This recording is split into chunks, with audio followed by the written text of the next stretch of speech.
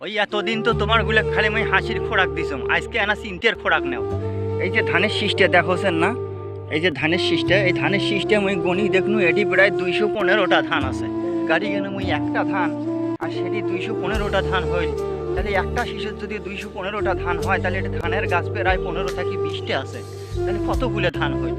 তখন এলাম ও চিন্তা হইল মুই কি ধান কোনা গাড়ি গেনু আর এমনি এমনি হইল। হ্যাঁ, এর পিছনে কাই আছে, এই সৃষ্টির পেছনে নিশ্চয়ই একটা স্রষ্টা আছে। এই ধানের জমির ধান কাটপে আসি অল্প না চিন্তা করিয়া মুই স্রষ্টাক পায়া গেছম ভাই। আর সব কথা শেষ কথা হইল, তোমার যদি নসিব ভালো থাকে না, তাহলে তুমি যতই মুখরো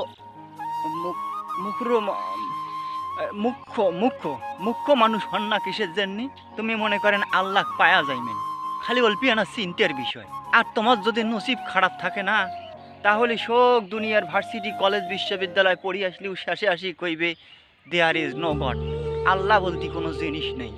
এই মগাগুলো একবারও চিন্তা করি দেখে না যে প্রত্যেকটা সৃষ্টির পেছনে একজন স্রষ্টা আছে। আর সেই স্রষ্টাক যদি মুই আসি ধানের জমিত পাও অল্পি আনা চিন্তা করিয়া, তাহলে আমরা সারা দুনিয়া শিক্ষা করিয়া কি করলো ভাই তোমরাই কন্ত।